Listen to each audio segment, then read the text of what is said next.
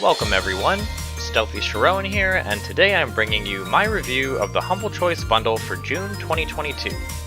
Wow, it's been a year since I started reviewing Humble Choice. We may not have as many games per month as we did last June, but I can safely say this month is loads better than June 2021.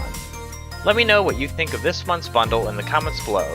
Be sure to check the timestamps for specific games, and stay tuned for my final thoughts in the end.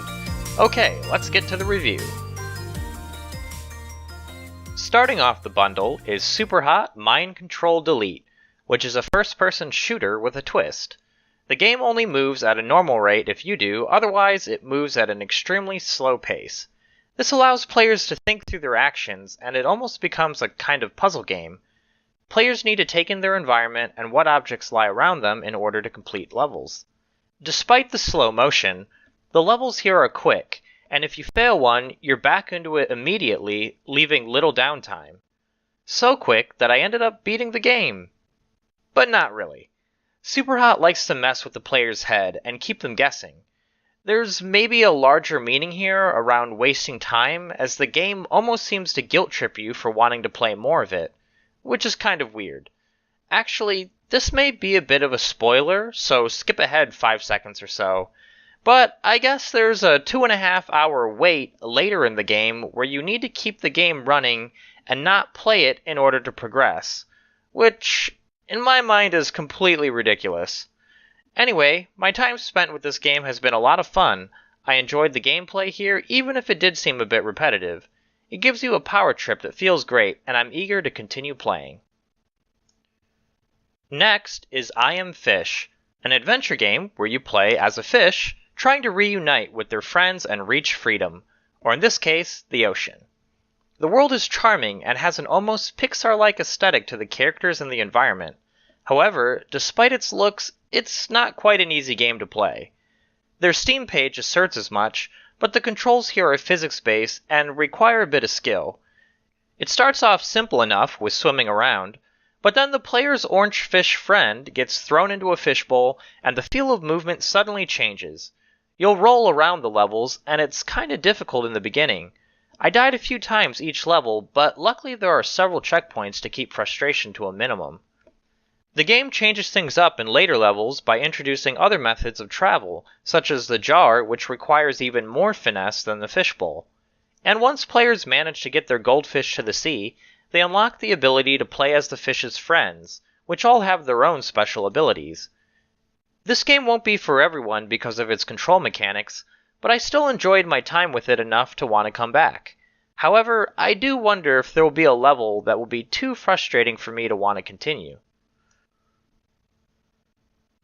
Siege Survival Gloria Victis is a survival game where you manage a group of people trying to get by in a medieval siege. To be upfront, I had issues with redeeming this key this month, so all of my opinions come from the demo version of the game. From comments, the game sounds very similar to this war of mine, but I haven't played that for more than half an hour, so I can't really compare it. The premise, however, is very similar. In Siege Survival, the gameplay loop is covered in 2 phases. During the day, the survivors need to improve their base with various workshops and manage resources to make sure there is enough food, water, and bandages for all. And all, in this sense, doesn't just mean the survivors in the player's care, but also the soldiers defending the walls. If the defenders die, then all is lost. I thought this was a brilliant mechanic because it forced players to decide where their resources were best served. Yes, everyone is starving. But if the soldiers don't eat, then how will they perform in the next assault? It's a great idea that keeps the game feeling tense throughout. In the second phase, the players can send someone to go out and scavenge for supplies in the city at night. At first this task is easy, but items don't respawn, so you'll need to go further afield each time. Eventually, these scavengers will come across enemy soldiers patrolling the streets, and will have to avoid them. I felt there was a lot of back and forth in this section, but as you progress, other secret entrances open up, allowing you to reach certain sections of the city easier. This game was decent in the hour I spent with it, but I'm not sure that it pulls me enough to want to return. I could see putting in one run with this and probably calling it quits. Next we have Pumpkin Jack, which is a 3D platformer adventure game. Out of all the games this month, this was the one that I was the most skeptical of, only because I had never heard of it before. But I was pleasantly surprised to find that it's a really fun game. The story revolves around the devil trying to stop this wizard from overturning his plans to continue wreaking havoc. So the devil sends Stingy Jack to stop him. There's some humorous dialogue and a bit of storytelling to string levels together, and for the most part it does its job. The controls are really tight and responsive. Combat is fairly simplistic but fun because of the different weapons you get during the course of play, and your crow companion. The platforming here was good, and nothing too difficult, at least in the first couple levels. I think visually this game really stands out. I like the cartoonish look of the world and how everything has a very Halloween-esque look. As I already said, I had a lot of fun with this. According to How Long to Beat, it takes about 6 hours to complete, which is great for people who want a fun game that won't take tens of hours to finish. Also, it doesn't have much bearing on if it's fun or not, but I found it really impressive that this was made by a solo developer. Gamedec is a narrative-heavy isometric RPG. In it, you play the role of a Gamedec, which is basically a detective who works cases of a game-related variety. In this cyberpunk future, the world's virtual reality has progressed to a hyper-advanced state, and people use these games as a form of escape. However, with this tech also comes an array of new problems, hence the need for Gamedecs. If anyone is expecting an RPG with a lot of action, I don't think this is something you'll find here. There are numerous virtual worlds the player will visit, and some of them do have a focus on violence. However, my initial impression suggested that the gameplay largely revolved around the narrative. There is plenty of narration through examination and trying to find clues, as well as plenty of dialogue. The choices here all seem to matter, especially since many of them influence the clues you receive and the actions you can take to further your investigations. In it, I played the worst detective you could have hired, and I absolutely loved it. It's a bit slow to start because of all the sci-fi tech babble, but I think the general concept comes across fairly easy. This is a game where the writing is key, and I think it works here. Next up, we go from the dingy dystopian world of Gamedec to mysterious and idyllic tropical island in Call of the Sea. Here we play as a woman, Nora, who is trying to track down her missing husband. Originally, I expected this game to be a walking simulator, but found that it has some puzzle-solving elements as well. The first thing of note, though, is the beautiful graphics. I know good graphics doesn't mean a good game, but man, these graphics really set the atmosphere and tone. It was a visual treat walking through this colorful world and exploring its different mysteries. I appreciated their apparent research into Polynesian culture, which is something that I don't think is featured in pop culture that much. As far as the gameplay goes, it's definitely not going to be for everyone. Much of it is walking around, interacting with items, and hearing Nora's thoughts on the matter. Occasionally clues and important notes will be logged in her journal, which players can consult at any time. The puzzle seems straightforward, although I will say that I spent an embarrassing amount of time with this bridge puzzle. I think there's a compelling enough story here and would return to finish it someday. Phoenix Point is a tactical turn-based strategy game in the vein of XCOM. This makes total sense due to the fact that the lead developer of this game is the creator of the original XCOM in the 90s. I never played the original XCOMs, but I did play the reboot with Enemy Unknown and a bit of its sequel. I loved Enemy Unknown and had a ton of fun customizing troops and playing around with all the different options the game had, like mechs and psionics. Instead of aliens this time, it seems a constantly mutating supervirus has infected humanity and turned them into monsters. The people who have survived live in havens, and humanity is on the brink of extinction. Players control Phoenix Project, a top-secret multinational organization tasked with fighting back this menace. So basically XCOM. I didn't make it far enough to get to the strategic level of the game with the campaign map, so I can't really comment on that. From the Steam page, it mentions having diplomacy with other factions, which is something I was interested in since the XCOM reboots didn't have that. I wonder how this affects the dynamics of the strategic and tactical gameplay. Speaking of the tactics side, I feel I can safely say that if you're a fan of XCOM, you'll be a fan of Phoenix Point. Much of the game felt very familiar, like if I was playing a mission in Enemy Unknown. However, there were some differences. I noticed there seemed to be more control over things, such as aiming or setting up Overwatch areas. Phoenix Point also featured things such as vehicles and weapon durability, which suggested to me that it might be a bit more complex than the XCOM reboots.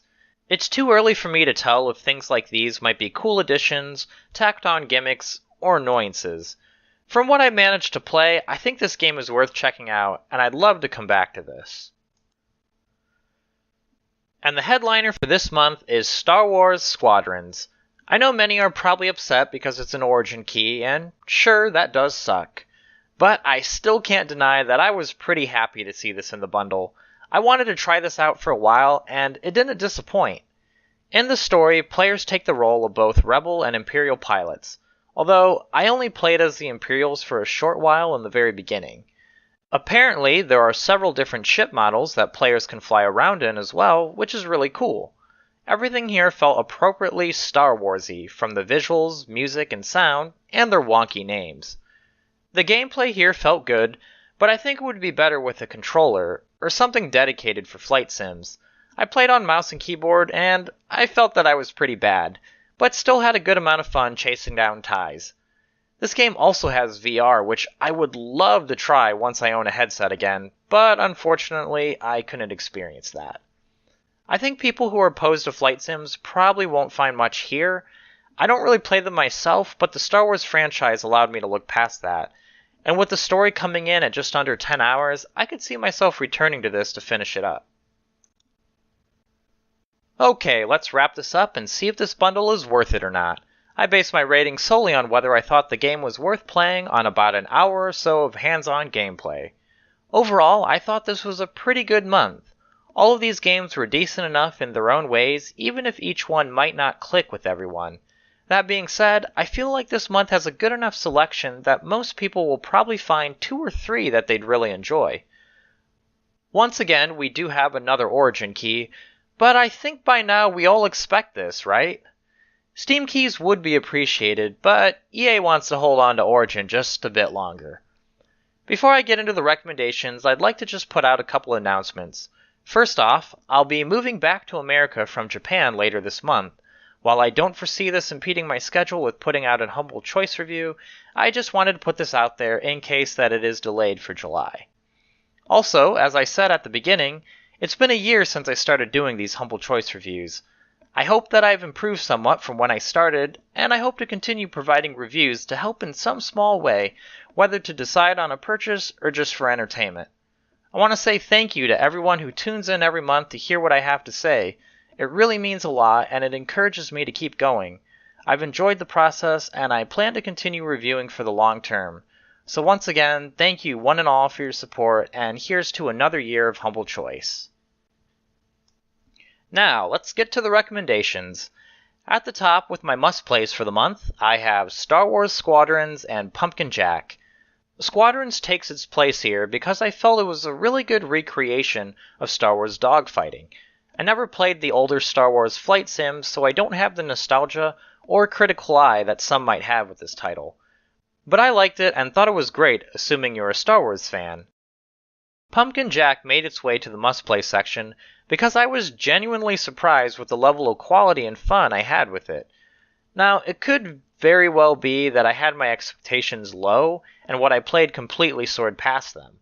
However, I strongly feel there's a solid platforming adventure game here, and it's pretty good. In my strong recommendations, we have Gamedec, Phoenix Point, and Superhot Mind Control Delete. Gamedec seems like an excellent story-driven RPG filled with tons of hopefully meaningful choices. Although the world building seems a bit dense, making for a slow start, I think it will be more clear as players continue on. Phoenix Point might have made its way into the must-play section, but there seemed to be a lot to unpack in this game, and I wasn't able to do it in an hour and a half. What I did get to was a fun tactical experience that had strong XCOM vibes. Finally, Superhot delivered a fun power fantasy, but I can see the gameplay getting repetitive, and I'm not sure that I'm a fan of the meta-narrative. The week recommendations follow up with Call of the Sea, Siege Survival Gloria Victis, and I Am Fish. Call of the Sea is a puzzle game and walking simulator, which I'm not a fan of either. However, its beautiful visuals and interesting setting and plot was enough for me to want to continue further. Siege Survival Gloria Victis offers a different kind of survival game to players. It has some good ideas, but I think it would start feeling like you're doing the same thing over and over again. I do expect it to be a game of trial and error, so hopefully the player can get further with each run, but that might not be everyone's cup of tea as well. Finally, I Am Fish makes its way to the week recommendations solely because of the controls.